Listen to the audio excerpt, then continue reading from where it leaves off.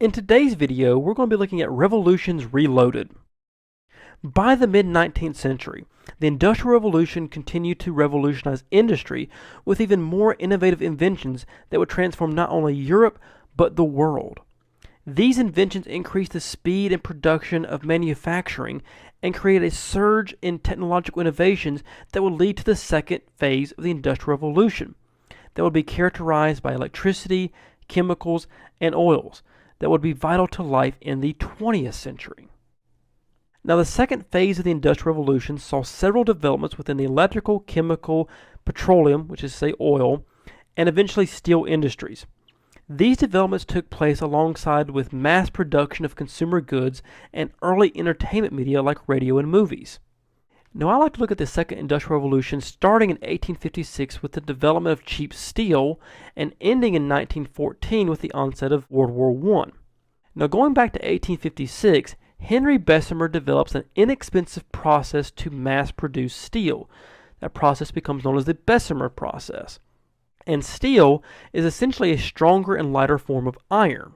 What is done in this process is while the iron is still hot and molten, you pass air or a jet of water through it very quickly that pushes out the impurities in the iron, leaving you with a very strong material which we call steel.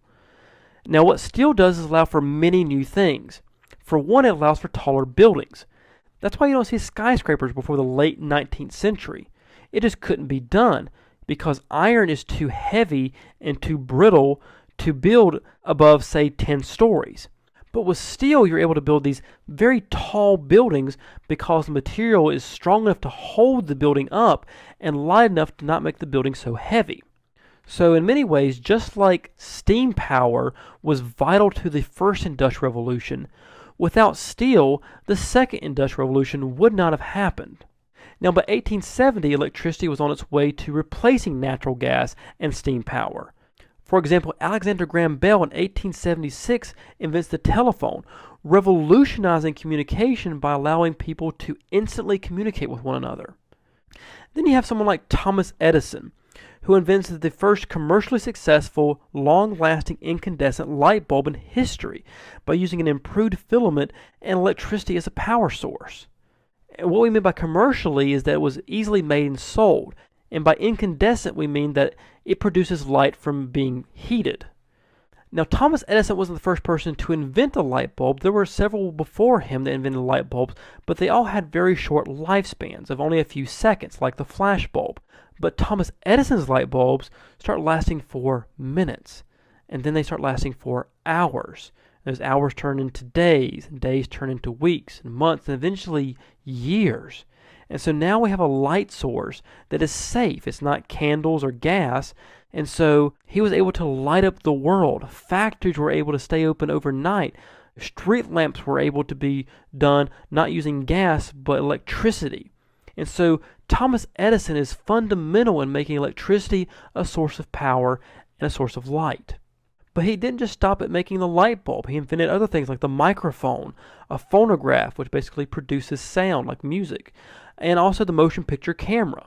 So Thomas Edison was a huge inventor. Not only did he invent things, his inventions established completely new industries like light and utilities and music and movies and the ability to record and produce these things. And so he has a profound effect on the industrializing of the world and on world history itself.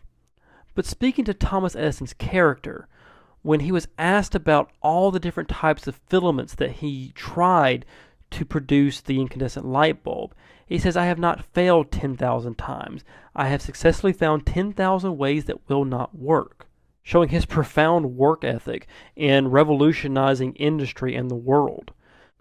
But another profound inventor of this time is Giglio Marconi, who in 1895 pioneered the first method of transmitting wireless audio messages using radio waves. Essentially, he creates the radio, and its use during the sinking of the Titanic in 1912 and in World War I in 1914 through 1918 helped gain commercial and military application. Take, for example, the Titanic. When the Titanic was sinking, it was able to wirelessly send messages using radio waves to get help. Now, with World War I, the ability for generals to communicate with their captains in the field greatly helped impact that war. Yet another invention that will later have a military application, the Wright brothers in 1903 will fly the first sustained, controlled, powered flight of a heavier-than-air machine, essentially an airplane. Their first flight took off from Kitty Hawk, North Carolina, going a distance of about 120 feet. And eventually the airplane will go on to revolutionize warfare and revolutionize transportation. And finally, the last guy that we're going to talk about as far as inventors is Henry Ford. He is an innovator and pioneers the assembly line and mass production in the use of providing and producing cars. Now, the assembly line is essentially a manufacturing process using interchangeable parts to quickly construct a moving product. In the case of Henry Ford, he was able to use the assembly line to very quickly construct and produce cars. For example, having a guy put on the tires, and then another guy put on the lug nuts, and then the next guy tighten them up. And so there's these step-by-step process that was able to be done by using interchangeable parts. Now, what this would allow is essentially the mass production of goods, the ability to produce large amounts of goods quickly. And the assembly line allows you to do that. And that's how Henry Ford was able to produce the automobile so quickly. But just like the first Industrial Revolution, the second Industrial Revolution has a profound effect on urban growth and the population. The 19th century population grew due to industrialization. The number of people living in the cities doubled or tripled between 1800 and 1900, causing massive overpopulation. By 1900, more people lived in cities or urban areas than lived out in the country or rural areas for the first time in history. Now, this overpopulation led to poor living conditions and poor sanitation, creating a magnet of disease and sickness. And thanks to people like Louis Pasteur, who is a French scientist who confirmed something called germ theory, the idea that microorganisms cause disease, we're able to kind of counteract some of these diseases and sicknesses through something called pasteurization, which is named after Louis Pasteur, in which you heat liquids to destroy viruses and bacteria. And it's become a very common practice in things like milk that you find in your local supermarket, in which the milk has been heated to destroy any viruses or bacteria that may have been in it. But the Industrial Revolution doesn't just change the population, it changes centuries-old social structures, forming entirely new social classes. Because for centuries there had been only an upper class and a lower class, rich and poor. But with the advent of the Second Industrial Revolution, we see the birth of a new middle class, made up of new white-collar jobs of well-to-do families seen as successful but not overly rich. And even the upper class has changed. It used to be just the rich nobility, but the nobility is gone and has been replaced by industry owners. And the lower class is made up not just of poor farmers or peasants, but now made up of laborers, of factory workers. So the entire society of Europe and the industrialized nations of the world has definitely changed here. But the Industrial Revolution also changed the roles of men and women, helping to create two worlds or spheres in many family structures. Men, for example, did industrial work conducted in factories requiring them to leave home to work and earn money. This allowed men to, quote, go to work, seeing the factory as a world where work is done, and home is a place where they can kick up their feet and relax after a hard day at work, because work wasn't done at home. And being the wage earners, being the people that earned money for the family, this allowed men to take more control in the home, being that they're the ones who kind of pay for the home, pay for food, pay for pretty much everything. They're the only ones that make money. And on the other side, we see women, and a woman's world was still seen at home taking care of children and doing housework. So they did not get to escape like men did and go off to do work and then come home to relax. Home was where work is done for women, and so they didn't get a place to relax like the men did. And for many women this worked, but for some it didn't, which would lead to the movement known as feminism, this movement to push for equality and rights only granted to men. They thought they should be granted to women. Women demanded the right to divorce, to own property, to education, and to vote.